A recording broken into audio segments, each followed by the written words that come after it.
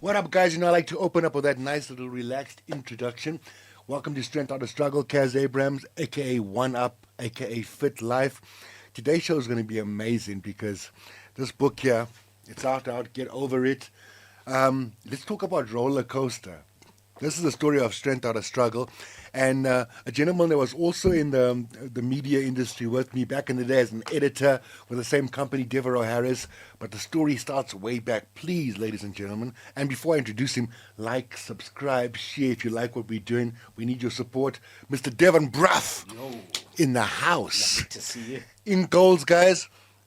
So basically, I'm just going to tell people how I met you. Perfect. We were at Move Gym, and I saw you a couple of times walking in and out, always busy with your thing, doing your cardio, and with a beautiful girlfriend. So I was like, hey, I can't mess with their energy over there. They just enjoying each other's energy on the weekend. Then one day I was doing my little Fit Life teasers. I thought it was a perfect time. I caught your eye, and I always first you looked a bit intimidating. To a lot of people, Really? you can come across, guys with tattoos, we are intimidating, I'm a softie. But you see, at first, you never know. So you were like when I came to the gym, I was like always trying to knock out, who can I connect with. You were the last one. I was like, one day I'll connect with you when the moment's right. And I always believe that the God is inside everybody. So the right time, synchronicity, came to you and I said, what is a fit life to you? And you gave me something, you just started dropping bars. And with what you said, because it was so almost like second nature, I like this guy's got a story. That's a TV guy. It's a vox pop right no, there. but the way you came out with that, it was like there's no way that you almost like, okay, give me a second, and then you just came out clean, and everything you said made sense. And then I did some research, and I was like, okay, we got to get you on the show. There's definitely a story. It's not just all the riches and the glamour. It all started a long time ago.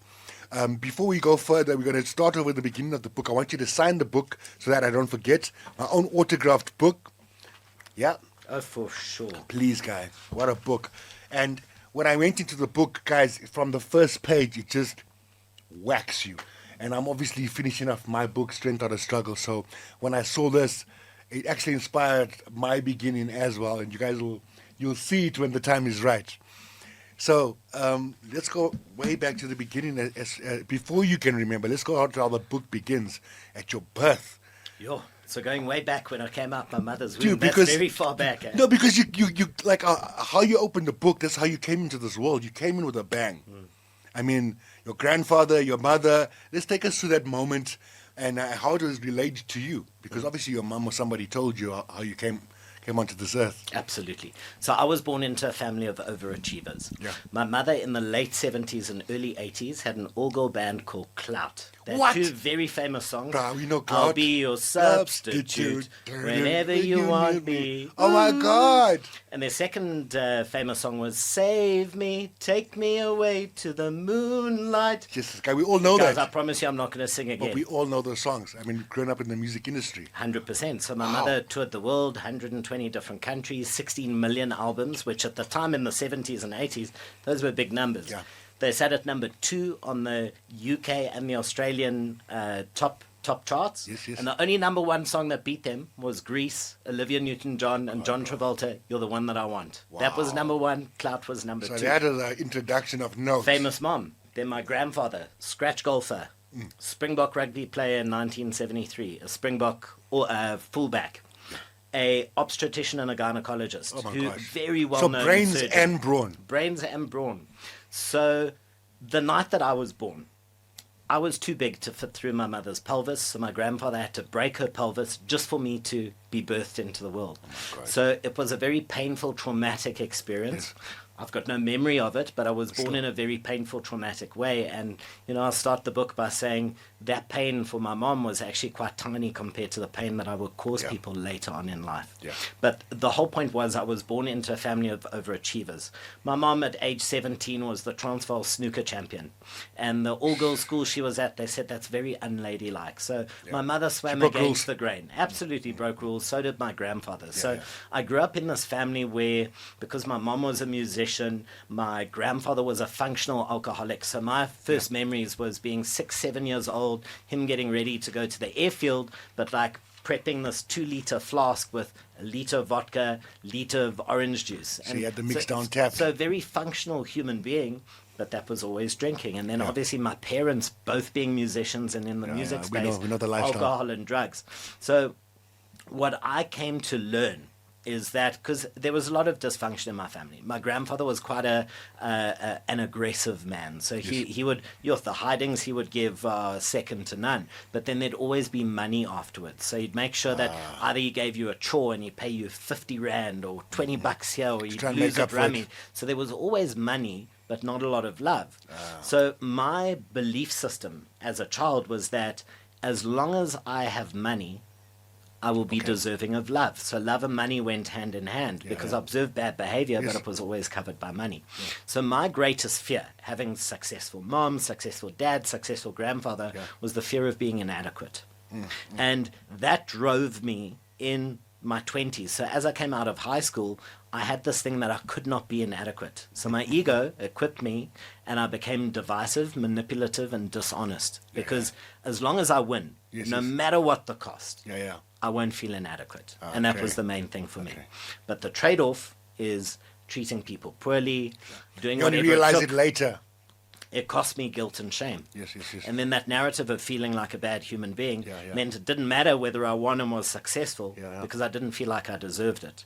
So I would build up a business, I would destroy it, because I felt like an imposter. I don't deserve success. I'd build up And then you self-destruct. 100%. Relationships, businesses. Everything. Someone would get to a year into a relationship, they'd really love the person that I was, and I'd be like, but that's not who I am, that's who I'm portraying to be. So I'd sabotage the relationship. I'd cheat or go on drug benders, alcohol binges. I'd do whatever possible to self-sabotage, because we only reach the level. Are you really here for me? 100%. Are you really here? And we only reach the level that we believe we're deserving of. So there's a glass ceiling. And my glass ceiling, no matter what business I built, no matter what relationship, I kept hitting that glass ceiling and sabotage. Let's talk about, because there's a lot more to talk about that, but I want to go back to you when you were younger. Was wellness or health anywhere prevalent in your life? I mean, so your grandson, you said there was people that were into fitness and active lifestyles, despite being rock and rollers and everything else. So what is your youngest experience about health or food or exercise? Was that around you? So health and wellness wasn't even on the radar with me growing up. And even when I matriculated it wasn't even an object that was in my reality. For me, it was clubs, drinking, getting absolutely fucked on drugs. So it was the party and the validation that came with it. So what I've discovered now at 42 years old is that the addiction wasn't really the drugs and the alcohol. The real addiction, which is more insidious because you can't see it, is the addiction to control, the addiction to validation, and the addiction to the hustle and what people perceive you to be. And that's far more insidious, because at least drugs and alcohol, it affects you. People can see it. But the control, manipulation, narcissistic, ego-centered tendencies, that was my real addiction. So the fitness only came in. I was overweight up until the age of 26. I had a triple chin. I was always coking up on the weekends, then cooking up a kilo of pasta, throwing in some butter and some sweet chili. So like real senses, just satisfy the senses. Real just satisfy, and then like sleep, because I'd been up for 3 days partying. So for me, I remember an experience. I was always very good with the women, but I was good with women because I used charm as manipulation. So because I was overweight, I knew I had to offer more than the average person. So I would preach personal development even when I was still stuck in my dysfunction. I would use it as a divisive hook to pull people in.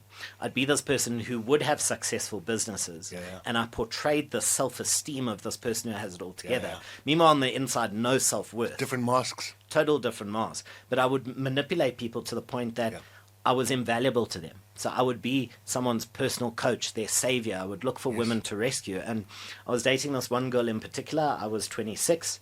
She was, and even the way, like, I came across her, I was with my best female friend at the time. We'd come from a function. She was a model in the industry. She was Afrikaans. And she said to me in the car as we were driving home, "You need a nice Afrikaans girl." And I walked into the garage to get some cool drink, and I picked up, at the time it was Zoo and FHM magazine, and this girl was on the cover, Fundamava, and I said, there we go. I won't say her first name, but I said, that's going to be my next girlfriend. And true as God, I found her on Facebook. Instagram wasn't around back when I was 26. That's almost 16 years ago. But I found her on social Still media. a power of manifestation despite where you were at. Yeah, no, not a manifest. No, that wasn't manifestation. That was manipulation.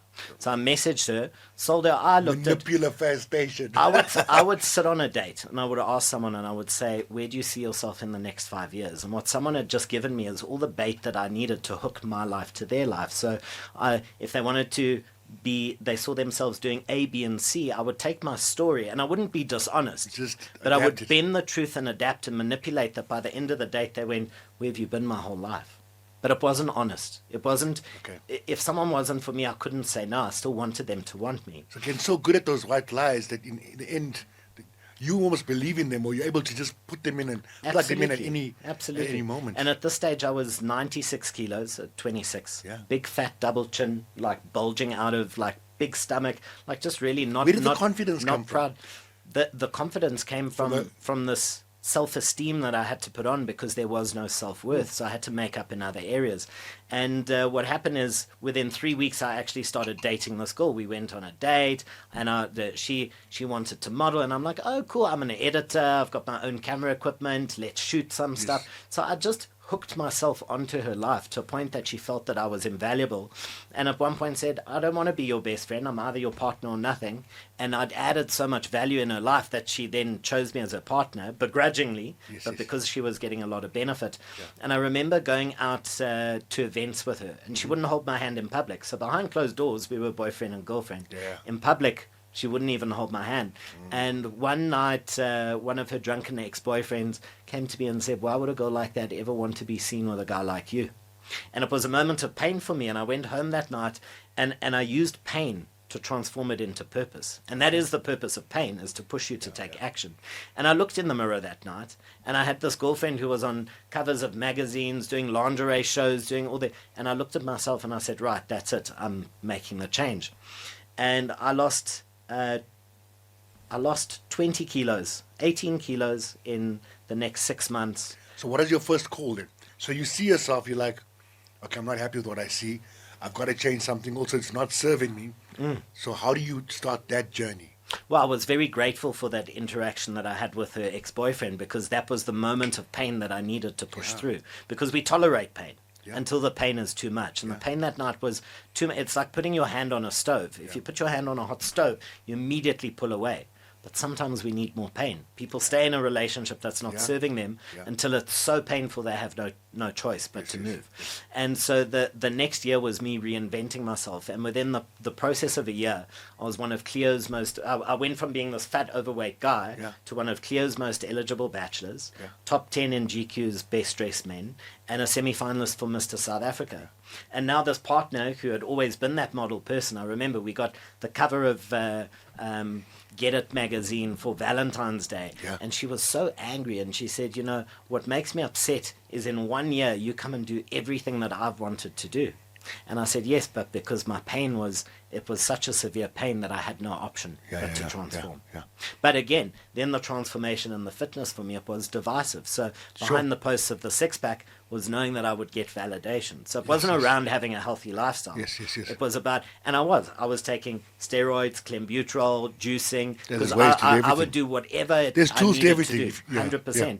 Because for me, it wasn't about the health. It was about validation. And I went, okay, so well, if I've got a great body, I get more attention. So because you also were used to dealing on the underground with drugs and everything else, you knew how to get the stuff that you needed to get the shortcuts, to get what you needed. Absolutely, but these days, you know, we live in South Africa. The steroid is as far as the local trainer at your gym. So here in this society where we live in a society where we have access to everything. First world countries, a little bit more difficult to get banned substances, but here we've got access to so much. So up to that age, so from birth, I want to go back to the beginning because there's things that set up everything that came later. Let's go to relationship with mom and with dad. What happened with dad? Because even when I'm looking at the book in the beginning, I see there's missing pieces. There's pieces of pain there as well that have driven you to this point. So what are your earliest memories? Was there ever a happy family, the three of you, brothers and sisters? Tell us about that. Sure. So my parents' relationship was always very volatile.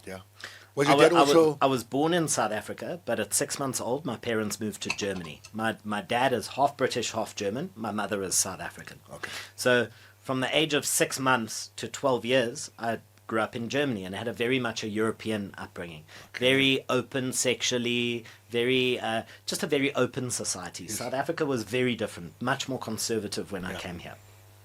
And again, my parents had a volatile relationship. I remember many fights, me cowering in my bed, hearing glasses being broken in the kitchen. So I think I had this internal desire that I wish my parents had have split up sooner, but it happened at the age of 12. So at 12 years old, my younger brother, who's 10 years younger than me, so I was 12, my brother was 2, and my mom, we came back to South Africa to visit her family, her parents, and my mom's mom, so my grandmother, had bone marrow cancer. And she only had, the doctors reckon 3 to 5 years to live. Okay. And I remember the moment we were in Knysna and we were just sitting up on a bench with this beautiful view. And at 12 years old, I looked at my mom. I said, why don't we just stay? We've got nothing to go back to. And already their relationship was, they'd separated. My dad was living in the spare bedroom. So I didn't really have a family set up. Yes. And don't get me wrong, my parents were good to me. My dad would still take me to the park to go kick a ball. It's not like I can say I had these completely absent the parents. The two of them weren't the best toxic. to get. So I have never had a healthy, been there, bro. A healthy image of what a healthy relationship should be like. So even in my relationships now at 42, I still struggle because I don't have a clear picture of who I should be. It's almost like we are. And I say me as well because I've also experienced similar stuff.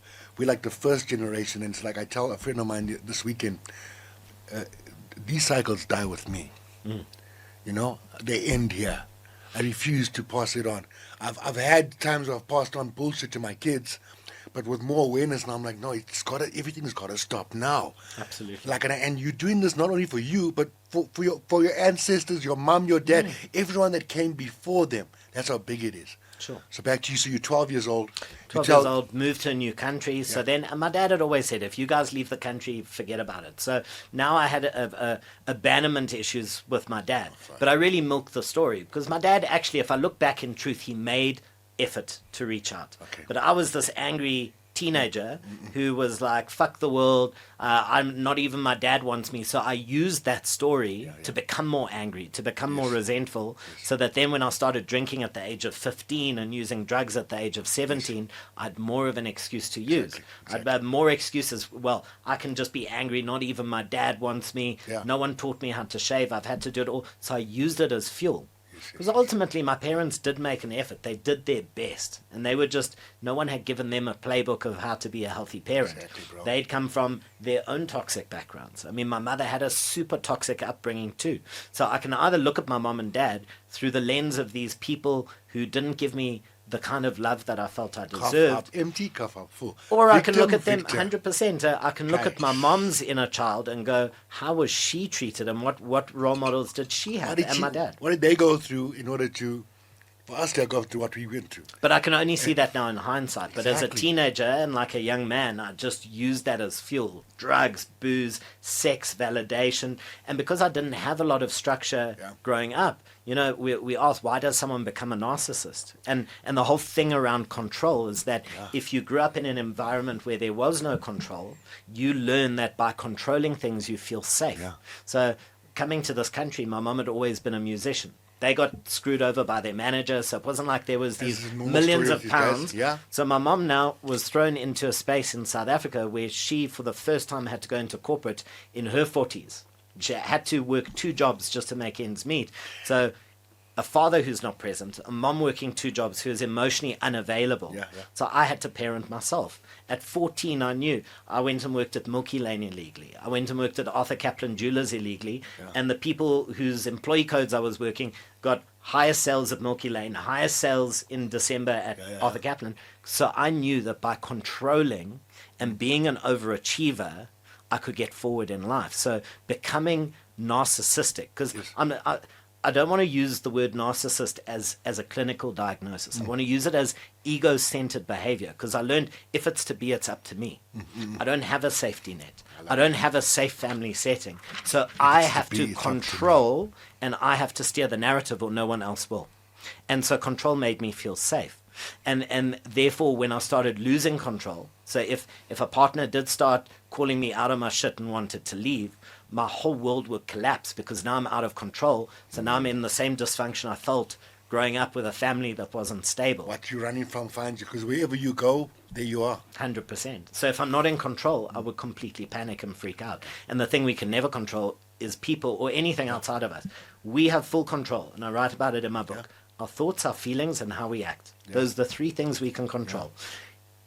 Any event can happen right now when we walk out of the studio. The only thing I can control is what I think about it, how I perceive it, the feelings that then triggers, and then what I do about it afterwards. Yes. But that is all. You talk about one part in the book where the first time the friend of yours gives you this bottle of tequila. I want to talk to that moment because that's quite a hectic moment. You drink this thing, then you go back home, you have a situation with your mom. Tell the viewers what happens there and how does that make you feel? I get goosebumps thinking about that because that at 15 years old was my introduction to shame.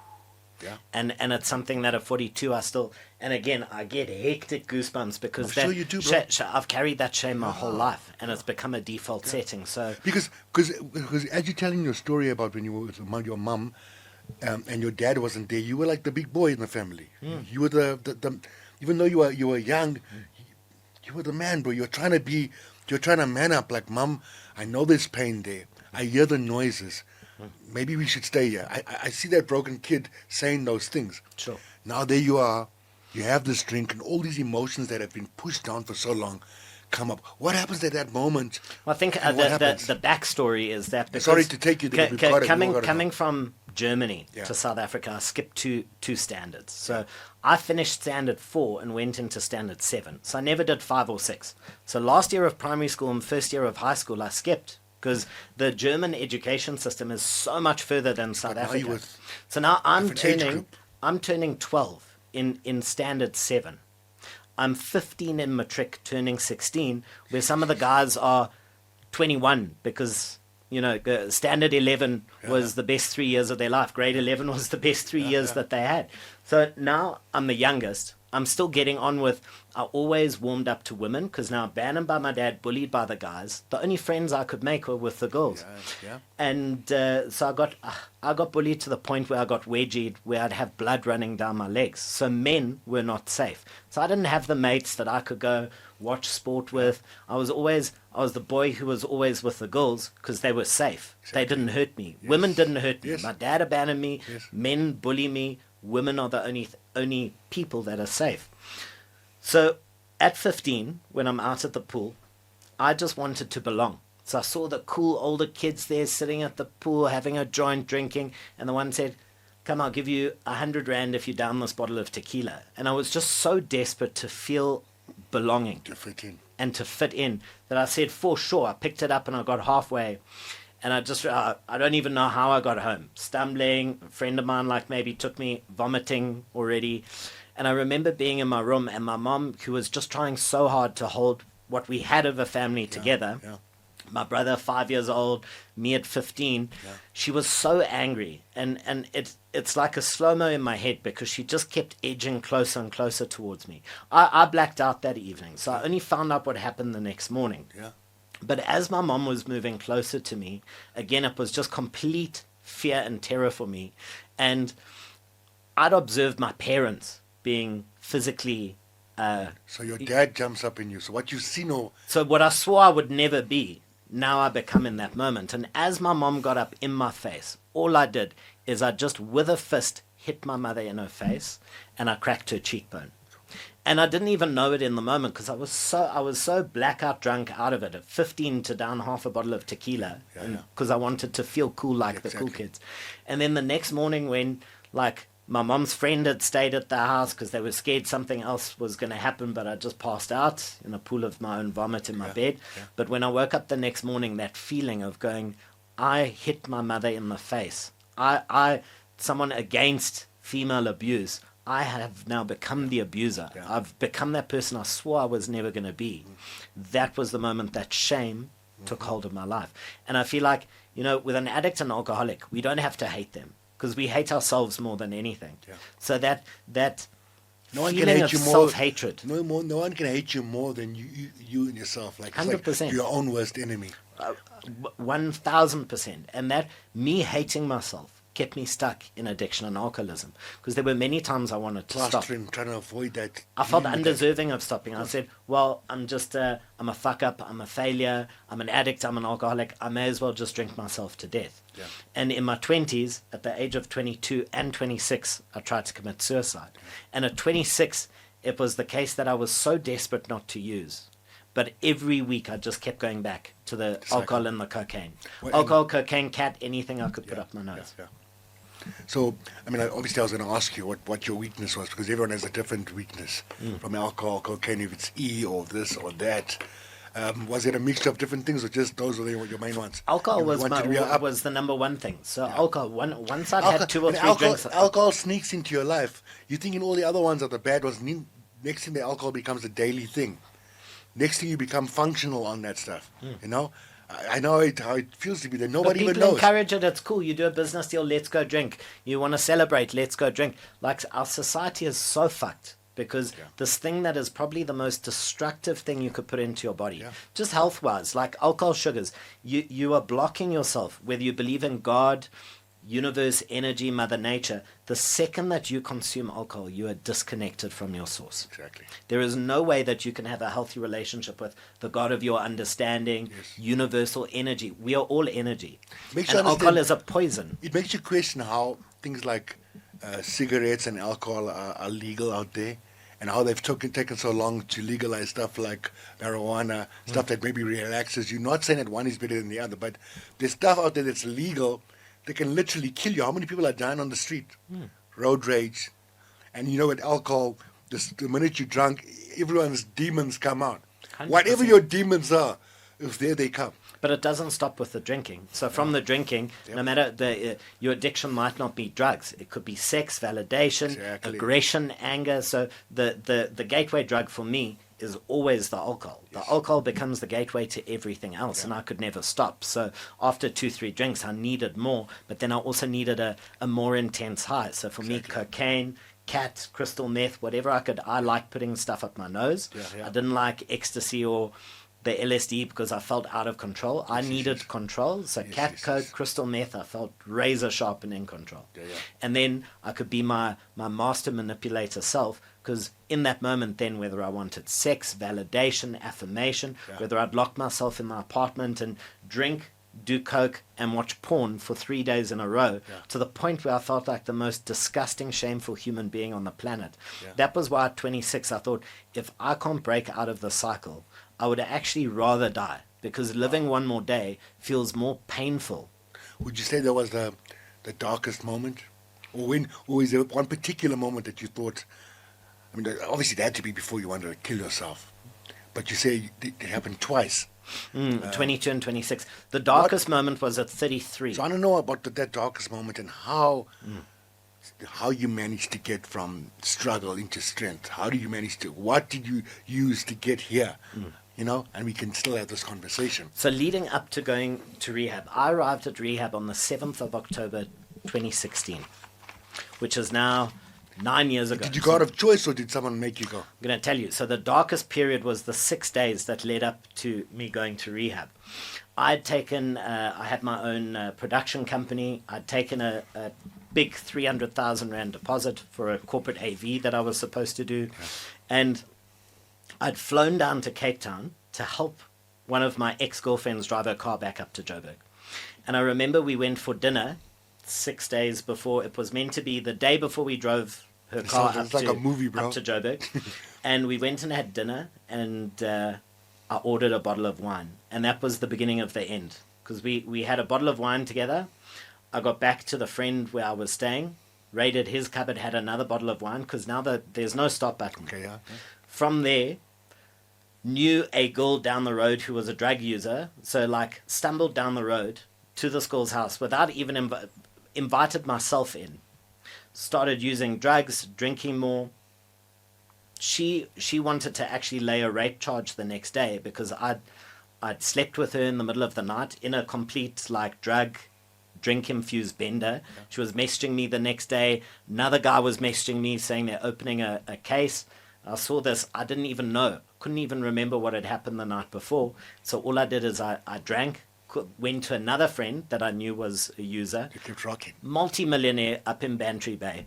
So I was in a 100 million rand house in Bantry Bay then for the next 5 days, just getting completely off my face. Drinking, we ordered 40 grams of cat, cocaine, crystal meth combo. 40 between two people for like now a 5-day bender.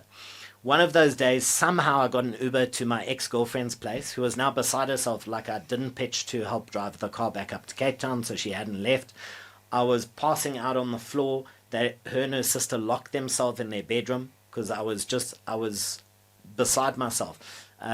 The next morning, I was still like on the floor in the lounge. I'd finished every bottle of wine that was in their place, and I just remember them saying with an open bedroom door, "We're calling the cops, and our dad is on his way from the winelands." Stumbled out the house, got back to this house in Bantry Bay. Another day of drug use.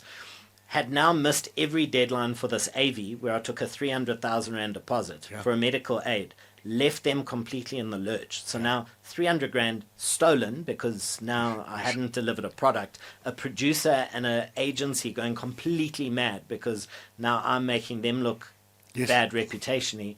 And then I just remember on the morning of day 6, from like blacking out, waking up, drinking, using, passing out again, I just saw my younger brother on day 6 because I'd posted pictures of where I was, and he'd come out the lift in this house. And that was my turning point. So because the previous day I was thinking again about suicide, I went, okay, this house is high enough. I could jump here, do this. I was thinking of every way I could kill myself. And the problem was because I was 33, I wasn't 26 anymore. I was going to do it properly. Yeah. And when I saw my brother, I burst into tears. And I said 3 words that are probably the hardest words for any person to say, especially someone run by narcissistic tendencies. And you want to take a guess what those 3 words were? I don't want to guess, bro. I need help. As a man, to say I need help after I didn't have a dad, I didn't have a safe family center. I would come home off my face. My mom would run me a hot bath because now I'm the man in the house. From 22, I'm the one earning the money. So she couldn't stand up to me. So I had no structure. I sometimes wish I had a structure where I came home off my face. My parents were like, "We're sending you to rehab." I wish I had that sometimes, but I'd never had a safe space. So me asking for help would be admitting defeat. Okay, and that was huge because you so used to having the ego, first of all, putting these masks up, and you never want to reach out.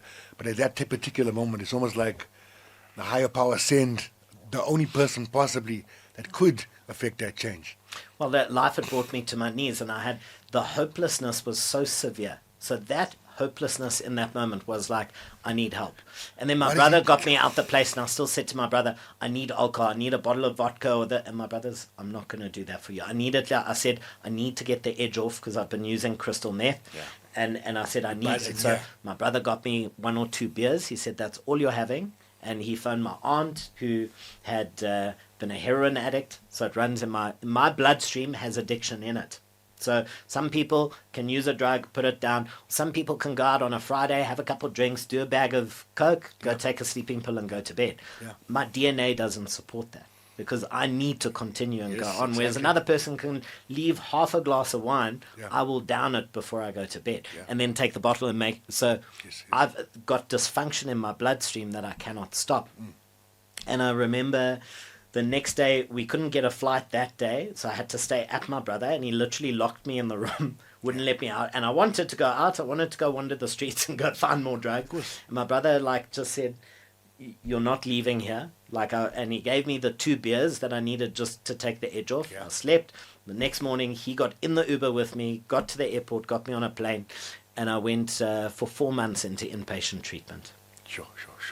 And that was the best 4 months of my life.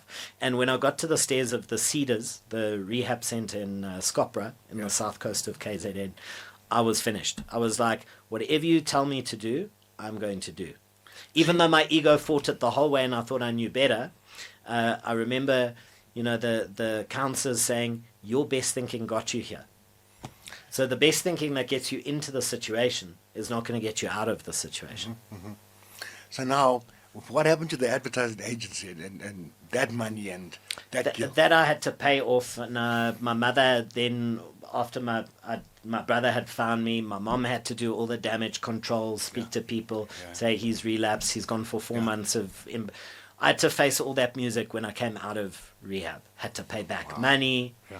They'd gotten another company to do it, so I just had to pay them off over that. So there was a lot of ups and downs, even up to this point, because you talk about stuff where you went to jail for a while and you got taken out. And so I went to a holding cell. Holding cell, and then for a year you were undercover.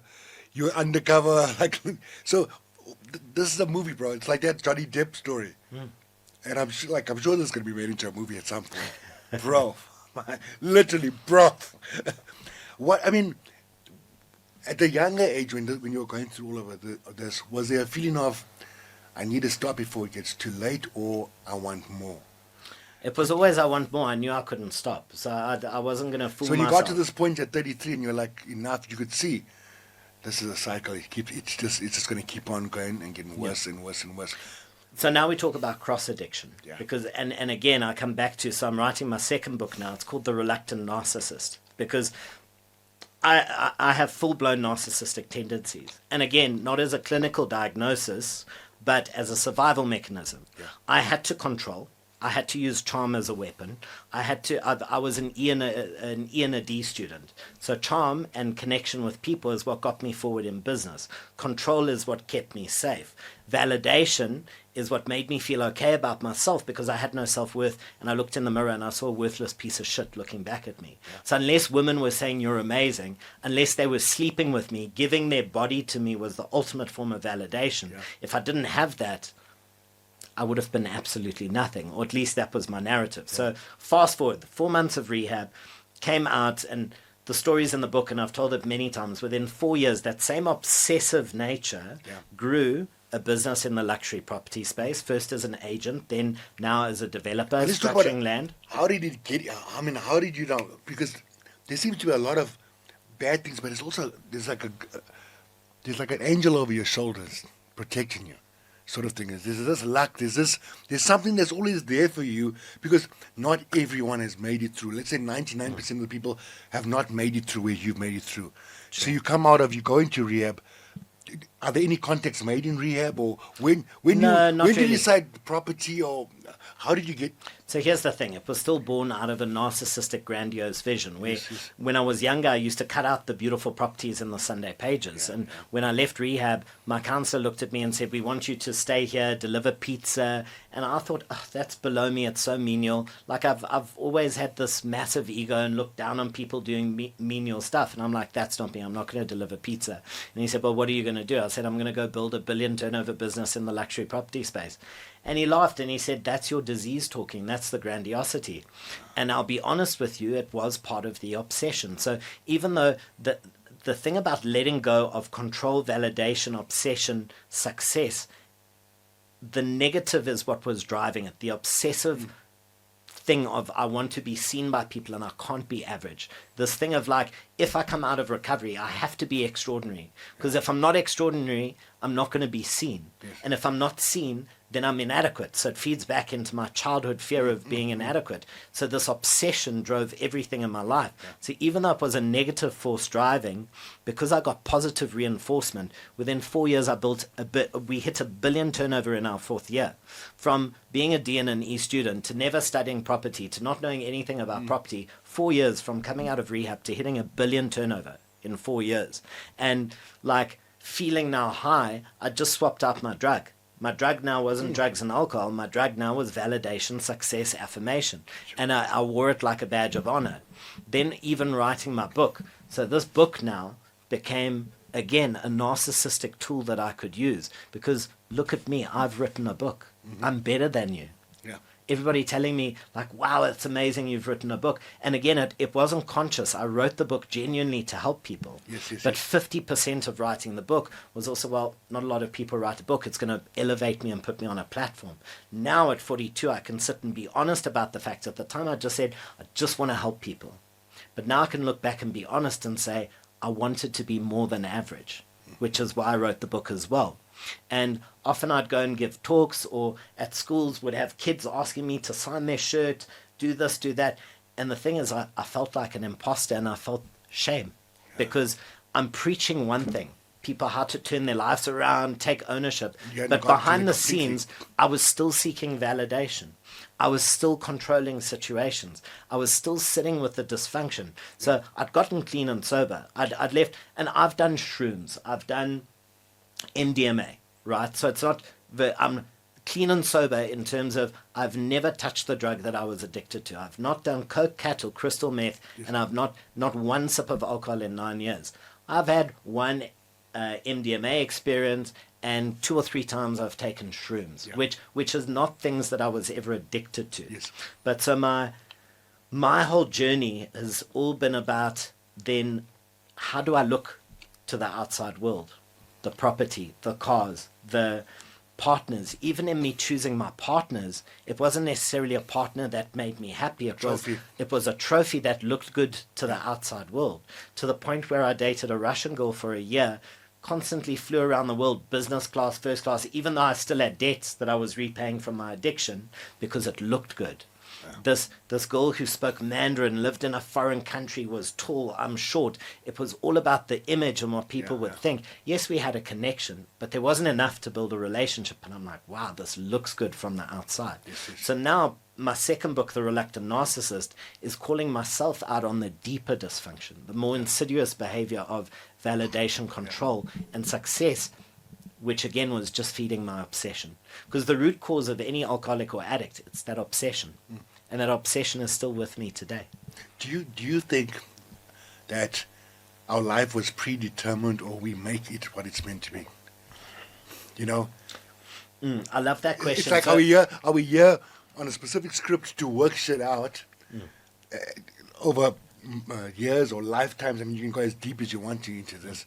Or it's what we make of it. If it's our ego, it's our mind power, you know. Sure. It's based on where we come from, you know. So I want to frame it by saying Is it chosen for us, or did we choose it? The more I have discovered God, the less religious I've been. Because I used to go to church, and like I've disconnected a lot from religion, because a lot of religion doesn't align with what I believe in. And for me, God is energy. It is universal. It is in myself. Like even in the Christian context, I love the books of Thomas, where Jesus said, "You do not need to go to a place or go through a person to get to God. The kingdom is inside of you." So God is in me. I feel like I am a co-creator with God. You and me, we are God. God is part of us. God is everything. Everything. So for me, it's a frequency and a vibration. And I feel like we have been given the gift of free will. And one of the most powerful things that we have is the power of choice. Yes. And we have these parallel realities, and we can jump between our realities based on the choices that we are making. Yeah. And for a long time, one of the downfalls of having written this book is that I was repeating my story so often that I was staying stuck on that parallel. Yeah. I was reliving my past every time I gave a keynote. Yeah. I was reliving it every time I spoke at a school, every time I spoke about my book. I was becoming the same person that carried the dysfunction. And I wasn't letting go of my story. I remained stuck a victim. In these last years of being clean and sober, I was still a victim of circumstance. I wasn't practicing what I was preaching to people, because I was carrying the story with me so often that I wasn't breaking out of this pattern or cycle. And now at 42, partly the reluctant narcissist is to call myself out, help women who get hurt by the type of person that I once was, and partly still am, because validation is still it's that letting go of that external source of saying you're enough. And looking in the mirror and understanding I'm enough, not because I've built a business, not because I've got 2 fancy cars, not because of anything, not because this person wants me. Yes. I'm enough just because I am. Enough, exactly. I am. That's it. The most powerful words in the universe. I am. Yeah. And just to get to that point, for me, I'm not there yet. It's a journey, and that's something that every single day now I go like, am I posting this personal development video because I want the applause, or because I genuinely think this will help someone? Am I posting this video with my trainer, with my ripped six pack. Yeah. Am I posting this because I want to inspire someone to be fit? Yes. Or am I posting this because I know 3 or 4 girls are going to say, ooh, nice abs, looking good? Again, so now I'm in a season of just being very aware of my behavior and Authenticity, interrogating honesty, my yes. motive. Exactly. Motive is everything. Because you can help people. I've helped people for a long time, but I've helped people because then I've expected their love back.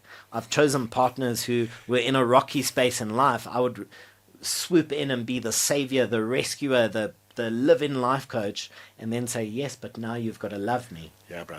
And you know, one of the most important words or lines that stands for me, which is uppercut though, is they have no expectations, only appreciation. A friend wrote it on my motivational wall at home, and I was like, it's easier said than done. But when you're in that moment, you're like, and it hits you like, damn. Because we all expect. We all give it our expectation until you start seeing it for what it is. Then you can see it. Only with a true awareness can you see everything for what it is. But we all just caught in this loop of expectation and of judgment. And we all do judge because you also have to judge whether that's right for you or wrong. But it's about, are you judging or are you putting someone down? Are you being aware? Or, you know, it's like there's so many levels to this until you have your paradigm shift. Absolutely. A lot of it comes down to our needs, right? So Tony Robbins talks about our 6 basic needs. Yeah. We have the need for certainty and the need for uncertainty, connection, growth, contribution, and love. Those are our 6 basic human needs. How many of those can you fill yourself? Or how many of those do we now rely on somebody else? Because if I love myself and I honor myself, I don't need someone else to love me. Then that person loving me, it becomes a choice, not a need. Yes. So I feel in all of the areas, it's to really be the person where I need to fill my own cup. It's not my partner's job to make me happy. It's so funny. I have to make myself happy and then have an excess that I can then share overflowing. with the world. Absolutely. There's something similar that you talk about in your book. You got methods and you break it down in a different way. So I'll call it the 7 dimensions of wellness. And yours are very similar because you talk about the different things, like you talked about the Tony Robbins, the different approaches. And the same applies. If you're not balanced in every level of wellness, from social to economic to spiritual to environmental to physical, everything, there's always going to be something out of whack, you know. But once everything is balanced, then you start seeing things from a level playing field, and you become more aware. And so let's talk more about your method and how. Because you talk about it right here, and we want to share it with the people out there. So let's take the positives out of this book. Absolutely. Not just, you don't just this, because this is what brought you here. It's part of your 100%. journey. There's a lot of positives. It's just how I used it in my recovery, which was semi-divisive. But the basis, I'm very proud of this book. Yes. So this is when I came out of rehab. I landed back in Johannesburg on the 26th of January, my mother's birthday, in 2017. So for 4 months, over Christmas, New Year's, 4 months of rehab. And when I landed here, it was just, I kind of stumbled into my recovery. I didn't go to the rooms and the meetings. Being around other people sharing like recovery stories actually made me feel a little bit depressed. And I said, like, that's not my identity anymore. I'm letting go of this. I can't be around that. I'm going to do it my way. And in 2021, I wrote this book. So I had 4 years of practice, and I looked at how did I get to a point where I then had a business that had crossed over R1 billion in sale agreements. It's a And I want to big talk number. more about that, by the way. Just carry on. We'll come back there.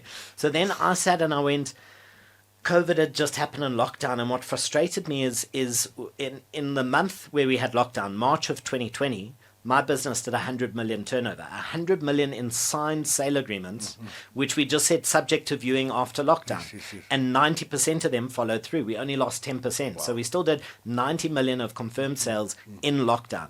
And everybody else was like, oh, poor me, I'm a victim, I can't move forward, COVID. And even a year later, 2021, people were just saying, oh, COVID, hey, hurt our business. And I wanted to shake people and go, you have no control over COVID, but what you have control is your thoughts, your feelings, and your actions. And I went, how do I, and I just started writing, and I put all these tools and what I'd used myself. And then I went, okay, the first step is I actually took ownership of, and the stuff that I saw. Because remember, my addiction on alcoholism, that was this layer. The addiction to validation and control is the underlayer. So I first had to deal with this stuff. This was the natural step. Now I'm dealing with the next step. But my process, get over it, OVA. Yes. A lot of kids go, you can't even spell over. And we have a bit of a chuckle. And I said, no, it stands for ownership, vision, and action. Exactly. And it has to be in this order. Yes. And in this book, The only new thing is how I implemented it in my life. All the ideas, they're out there in multiple books, but structured in this format, ownership, vision, action, for me was quite new, and that's how I implemented it in my life. Yeah. I first took ownership of where I'd come from. What are all the stories? What is the feelings of anger, resentment, guilt, and shame that I've held on to? Because you can't become a being of love. You can't be a vessel of love if you're holding on to anger, resentment, guilt, or shame. Yes. So taking ownership is transforming that into self-love, compassion, empathy, kindness. Another part of ownership is transforming your story. So going, well, this happened to me, to this happened for me. So if I had the perfect father and the perfect family that I wanted, I would not be the independent, driven go-getter that I am today. If I hadn't been bullied by all those guys, I wouldn't have learned to build relationships, deep relationships that I do in business. So everything that I thought was here to break me actually made me who I was. So it's letting go of being a victim and becoming a victor, becoming the hero of your own story. That's ownership. And ownership is so important, because if I tell you what's the vision for your life, but you still feel like a worthless piece of shit, your vision's going to be really small. Or if I tell you you've now got to go work on your body, go to the gym, but if you're still holding on to, if I was holding on to me hitting my mom and using that shame, why do I deserve a good body? Exactly. So I'm not going to craft a vision or take action if I feel undeserving. So ownership is number one, transforming that story. Vision, that is like your GPS in life. Because you can have a GPS on your phone, but unless you put in a destination, it's not going to work. You've got to see it, believe it before you achieve it. You've got to know where you're going, because otherwise you'll say, yes, I was a yes man in my 20s, balance all these balls, drop one ball, and then go, fuck it, but drop all that. Because I didn't know what my vision was. Yeah. A strong vision will help you to say yes to the things that serve you and no to the things that don't. So first you take ownership of your past, then you craft a vision for your future, for where you want to be, and then action is what gets you from where you are today to where you're going to be tomorrow or in a month or in a year. And action is the hardest part. It's where rubber meets the road. Yeah. And the sad statistic, 10% will, 90% won't. Procrastination. Only 10% of people will ever take action towards their goals and dreams. 10% of people watching the podcast have this dream and will work towards it. The other 90% will feel like a victim and will work a job that they absolutely hate to try and make ends meet each month and call that a life. Yeah. And you know, the main reason for me putting the podcast together was because I, like you, like many others, have been through some form of struggle. Because like when we go to the gym, we break down muscles. We put them through struggle, and then they break down, and only in the recuperation, when you feed it properly, rest it properly, does it grow stronger. Just like life, everything that's attached to discipline and commitment. It's a micro tear. You tear it, it grows back stronger. Boom. Tear it. But it's got to be the action. You can't just tear it and then keep on tearing it, or it's got to be combined with the different principles. Or the Japanese art of kintsugi, where a vase will break or a bowl will break, and it gets put together with a golden seam, even more beautiful than before. They've even got that on some of the pavements, like mandalas and what do you call it stuff with the mosaics. And now it's even stronger than what it ever was. But first it had to be broken to come back even better. And like some of us that have been broken, now we're here for the second run or third run, whatever, to make a difference. People have commented a lot on the podcast. When I started it off, the intention was just to be of service and to share stories.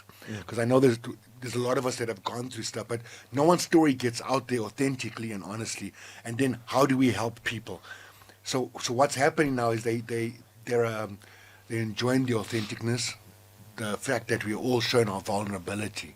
Why is it so important for a man to be in touch with his whole self, with his fragility, his vulnerability, in order to attain his strength? Why do you think? So I think awareness is something that a lot of people lack, self-awareness. Yeah.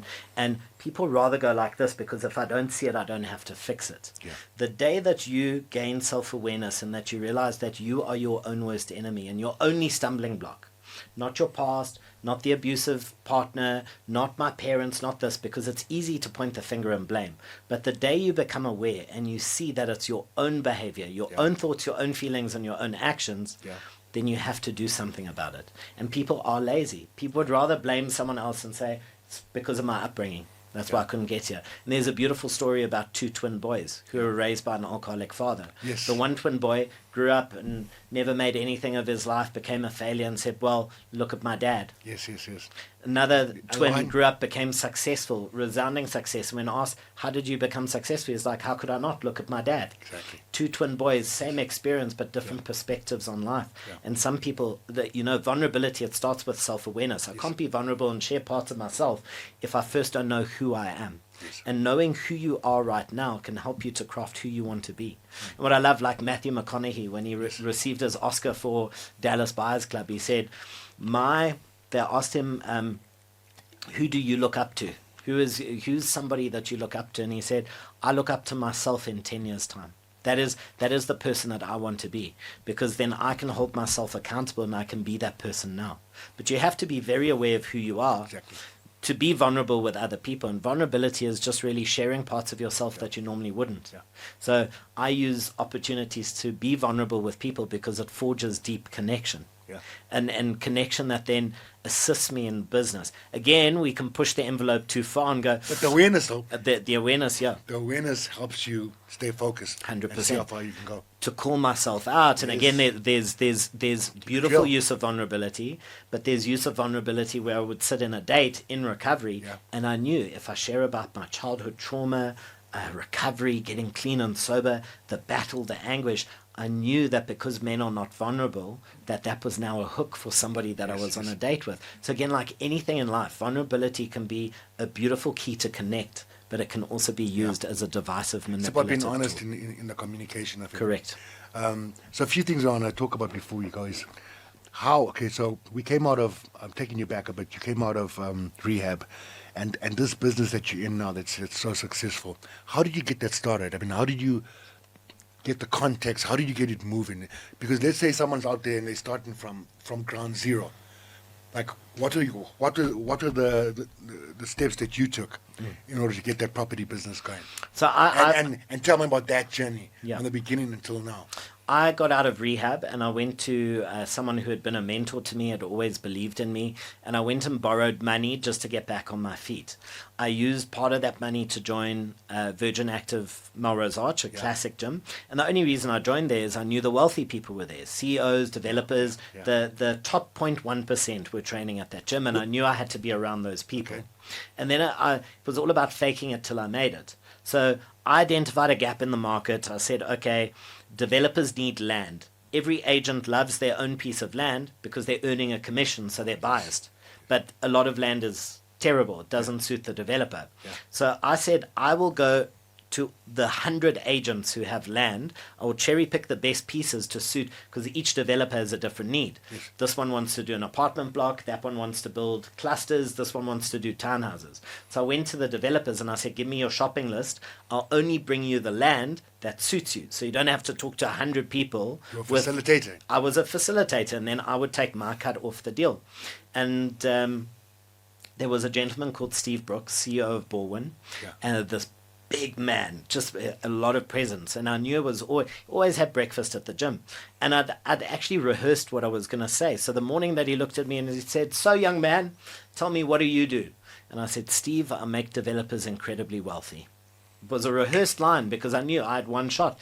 And he looked at me and said, how do you do that? And I said, well, I take the pain out of finding land. You give me your shopping list. I go through 1,000 different pieces of land, and I only bring you the 2 or 3 that match up with Save you cost time, per save your money, opportunity. put you I said, first. and I said, the best thing is you don't have to pay me a cent. I get my money from the agents who have the property. He said, Tuesday, 10 a.m., see me at my office. And my first shopping list came from Borwin. Then Steve introduced me to another developer.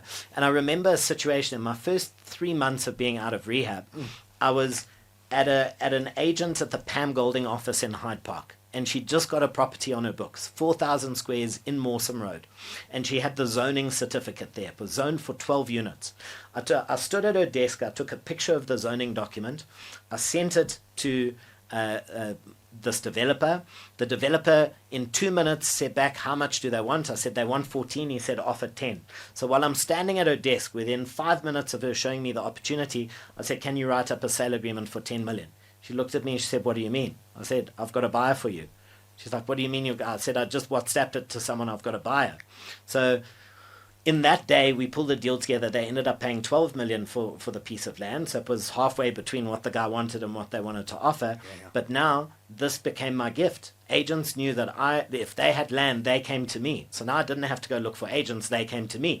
Developers knew I had the top pick of all the lands. So they were all coming to me and saying, my first year, I did 7 transactions, 7 land deals. In year 1, I had signed 770 million rands worth of land sale agreements for big developers in Hyde Park. 770 million rand in my first year. Only half of them went through, but still 770 million rand of signed sale agreements.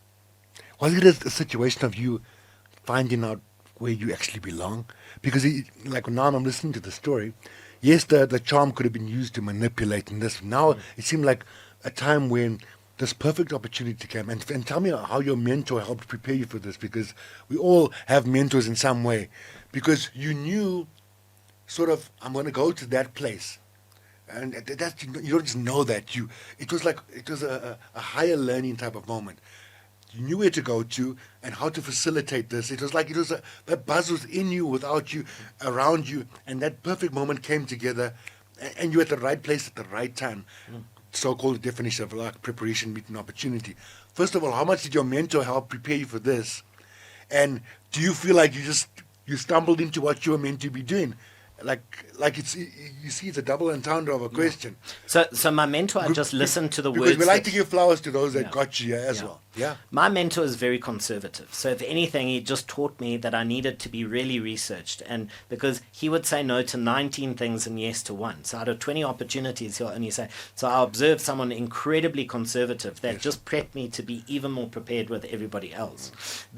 I just put myself in situations where I was listening to the lingo, hearing how people were talking, and then I adopted it and made it my own. Yes. Street smart. And that's the benefit of having had 18 warrants of arrest on my name and hiding from the cops for a year, was I became street smart. Living in a brothel for a year, I got to hear, being in that level of dysfunction taught me about human psychology in the streets. So now, come back to part of your question, is that careers are accidental. So you can go study a degree that you end up never using, because you'll do one job and figure out, actually, that's what I love doing. And from there, you get invited to do this. And then that's how purpose. You can't sit down and go, what's my purpose? That's not. So some people try and write but you learn your purpose by experimentation and by doing. So it's to jump in and figure out, this excites me. So property excited me. I would have done it for nothing, but I was, in my first year, I made 3.2 million in my first year getting out of rehab. That paid all my debt. I had 3 million rand of debt. I paid it all back in my first year of getting out of rehab, year 1. And so then from sourcing land, I met an agent. But this is important because how it jumped from one to the next. I was looking for a piece of land. I met an agent, George, and George went, but why are you only structuring the land? They're building the land that's 10 million. They're building 100 million product on there. You should be selling the product. I said, wow. So George and I partnered up. We then ran the development division for Chaz Everett. That makes sense. And then we sold out phase 1 and 2 of the Emerald in Hyde Park. That was close on 200 million rands worth of sales. We just dominated the industry. But I met George by hunting for land, and that steered me in a different direction. Then 2 years with Chaz Everett, I then realized, okay, well, I actually want to develop myself, because I put the developer in the car. I tell him, here's the land, you need to do 10 units, this, that. And I realized all they brought to the table was the money. So I found myself a great architect, a great town planner, a great developer. And now I've got 3 or 4 investors who put in the money. I run the whole process. I've always got stock to sell. And I still take some stands to other developers. But the best of the best I keep for myself and just make it work. Wow. What I wanted to ask Bouncing around, accidental. That first big check that comes through, what stops you from going to your old life?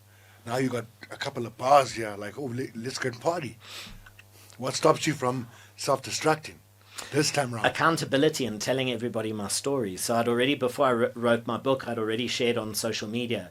Recovery was, I wasn't singing an NA or an AA story. I was saying, I'm in recovery, I'm an alcoholic. I used to talk about it all the time, so now I was accountable. Yes. writing this book was massive accountability. Stamping it like This was going like, okay, for everybody that has ever read this book, I'm now putting myself on the line and going, okay, I have to show up as this person.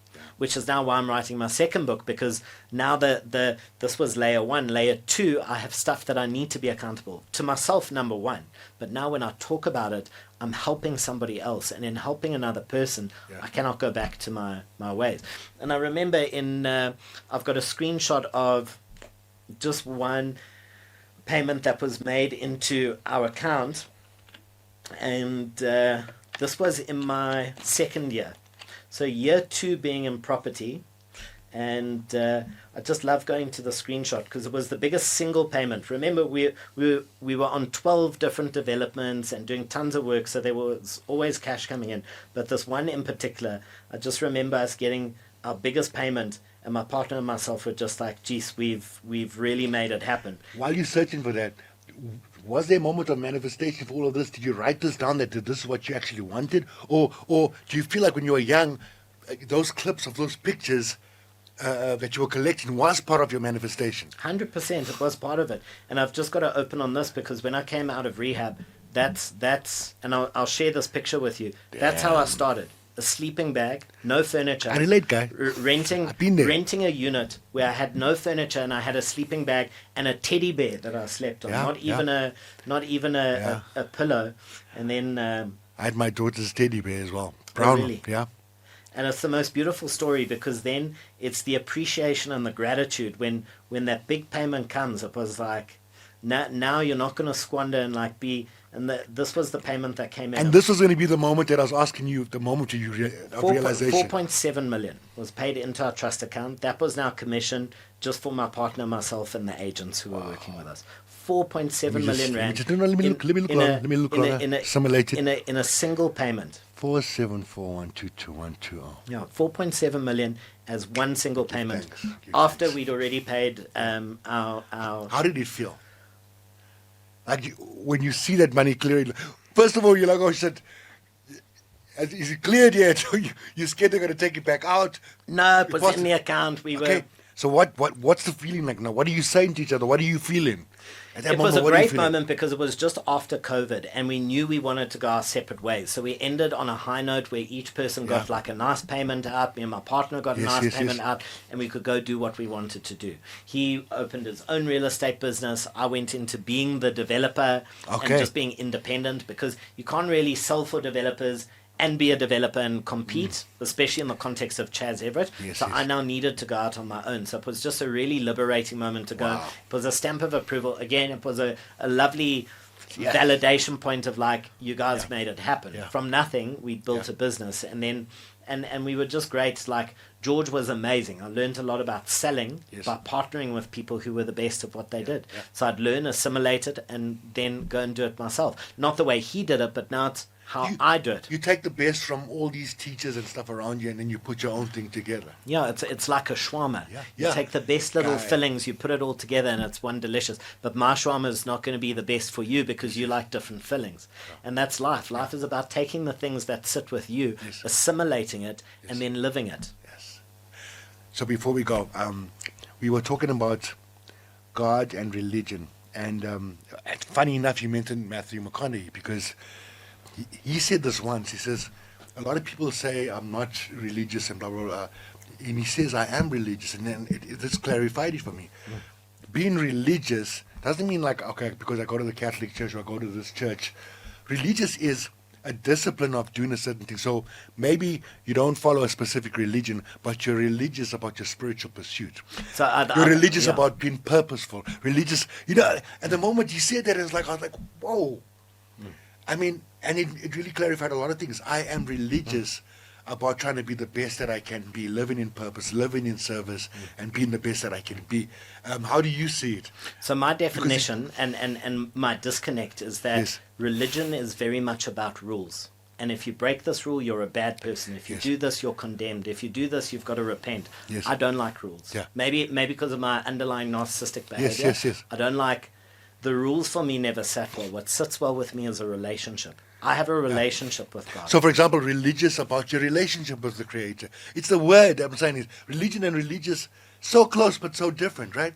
You now are religious about your sobriety, about your awareness, about just like, you know what I'm saying? And I'm talking to someone that we've both been to very similar Yes, things. no, sure. It's like what I'm trying to get across to the people out there, because there's a lot of guys that are battling with sobriety. And you think, guys, once you get through it, it's always knocking on your door. Every day you have that thought. I wish I could have it. It just comes into your head, right? But you got to fight it off all the time by saying, no, if I go that way, it's going that way. I've got to be religious about this approach, this discipline, this consistency, because it's the only thing that's keeping me here, you know? So how do you stay religious about your consistency, your sobriety? Yeah. So for me, And what are your disciplines? so until you shift your identity, you're always going to struggle. So if you identify, and this was partly, the AA and the NA are incredible. It saves millions of people. The part that I did not like is calling myself, I'm an alcoholic, I'm an addict every single day. Because it's a Because feminine. I'm speaking it over my life. I got to a point where I came out of rehab where I went, I will never drink again. And I have never drunk again. And for me, I was addicted. Again, I want to clarify this. I was addicted to stuff I put up my nose. Cat, crystal meth, cocaine were my vices. To go and like do shrooms and sit on the beach, that comes from nature, different story. And I have done MDMA. Yeah. It wasn't something that I was addicted to. And it was an evening where I just connected, looked at the stars, and it was a beautiful Been there, bro. experience. Yeah. It was gentle, and it wasn't this like cocaine or cat where I wanted to go out and get sex and use people, and like it was Dark side.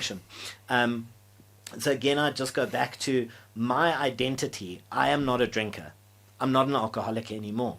And because I know I'm not an alcoholic anymore, I have no desire to drink. I have bottles of wine and whiskey at home. My friends can drink. I can pour drinks. I can still smell a glass of red wine. I'm like, that smells great. Not one part of me has a desire to have one drop. Because you know the repercussions. My identity is no longer that as an alcoholic. Yeah. So it's not even about, it's just that is not who I am. The same with fitness. In the beginning, for an overweight person to get to the gym, it's hard. It's hard to get up in the morning. But then after a while, it becomes part of your routine. It becomes a habit. When a habit now becomes part of your lifestyle and your lifestyle becomes your identity, how can I not get to gym every day? Because now it becomes a destiny. If I woke up now and sat in bed or didn't go to gym, it's such a part of my identity. feel weird, though? I'm there every morning, and because it feels weird, I'm there. God, I feel like if I miss a workout, I'm like, something's wrong. But then again, I also realize that it's part of my medicine. You know, like But it's identity. So once it's part of your identity, you don't have to try anymore. It's easy. It's automatic. Anything the that you habit in. identify with Yes. is automatic. I am not a drinker, so I don't. It's not hard for me, and I almost feel that some people who battle with that urge and desire to drink every day, it's because their identity hasn't shifted. They're still holding on to a it's past story. paradigm There's shift. still You gotta change the 100%. self perspective, everything, and then go from that You have to perspective. become a different person. I'm not the person that I was.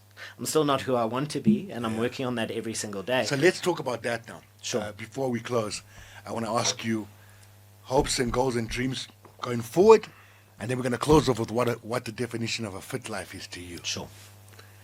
I'm in a season where I want to be proud of the man that I am. In the last season, I was still seeking validation, still controlling, even having written the book and teaching people this process. It's great for success and getting yourself forward, but I was still holding on to stuff that I wasn't ready to let go of, the control, the looking for external approval. So the vision for who I want to be is someone who does fulfill all of my own needs, looking at the mirror and falling in love with that man. Because I think I also, after coming out of rehab, I bounced from partner to partner to partner and didn't give myself, in the beginning I gave myself time, but then from year 3-4 in recovery, it was partner after partner after partner. Relationship with self. And I didn't look at relationship with self. So the season I'm in now, it's about falling in love with who I am. Amen. And really digging. You know, we've got that story we tell ourselves about our life, and it makes us feel good. It makes us comfortable. But when you scratch below the surface, that's where the real growth lies. So for me, I've now scratched below the surface. I'm very aware. Control, validation are two things I'm working on.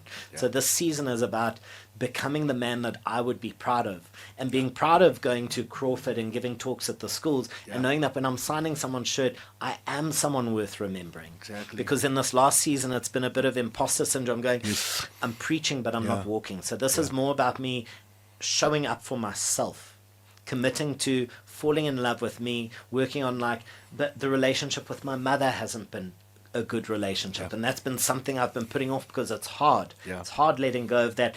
It's nice to hold on to that little bit of resentment and that little bit of anger because it's a charge. So now I'm like really actively healing my mother wound, and in order for me to be a whole human being, because if I've got an unhealthy mother wound, how am I going to have a healthy relationship with women? So there's a lot of work that I'm still doing. I'm nowhere near where I want to be. But if I'm just aware and just taking little steps every single day. And with that's Dad, what makes me proud. where are you at with Dad? Dad, we chat every 3 months, or WhatsApp or a Facebook message. Settled? Completely settled. I have no expectations anymore of what I expected my parents to be, because expectation can be the mother of all fuck ups. Exactly, that's the truth. Before we close, we'd always leave this conversation with what a fit life. And when I say fit life, I don't just talk about exercise. Everything we're talking about now is fit life. So, like I asked you when I came to the gym, what is a fit life for you? A definition of a fit life. What is that in closing? For me, the fit life is all about discipline. It's about showing up for yourself. It's showing yourself self-love. It's doing the things that are hard to do, but doing them because you have to do them. That for me is discipline. So fitness and discipline for me are interlinked. It's doing the things, especially when you don't want to do something. It's going, now I've got to do it. Because your mind is not the boss of you. Just little sub-story would be when you're on diet and you drive past Burger King, your own brain goes, just one burger. You've been doing so well, you can pick up tomorrow. Your brain talks you into doing things that are bad for you. And it talks you out of doing things that are good for you. Think about having a cold shower now in the middle of winter. You go in there, you turn and your brain starts going, don't do it. It's going to be uncomfortable. Our brain is not our best friend. Your thinking actually sabotages your success, because procrastination, distraction, all stems from your brain. So who am I? Am I my thoughts, or am I the person with the intention of having a cold shower or eating healthy? Because your brain talks you out of doing things that are good and talks you into doing things that are bad. So discipline is about knowing what is the voice behind the thoughts. What is the intention that you have for your life, and living up to that intention. Awesome. Like my previous guest, Robin Banks, talked about the brain, the mind, like this fertile garden. Whatever we plant is going to grow. So whether it's negative, positive, and what you talked about the whole interview was awareness. Awareness is the key, because you're asking yourself, what am I thinking? What am I focusing on? Then you're checking out, what are you growing? Are these weeds? Are these roses? So we'll close up on awareness. And I just want to say, bro, I want to give you your flowers. And thank you for making it this far. And let us hold each other accountable for being the best men we can possibly be, being honest, getting to those next goals, checking on each other to make sure we stay on course, and blessings upon blessings. Thank you. Guys out there, any last words to the people out there? You know, I just wanted to ask you, do you know what you call a wolf that meditates? A werewolf. Awe Masakan.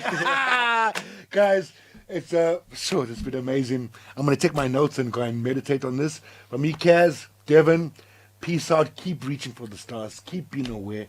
Keep challenging yourself. But also take time to fall in love with yourself. You are not completed by anyone else. Be complete and walk complete side by side. Bless up. Boom. Boom. Cool. Nice, bro. Lekker, buddy. Stop.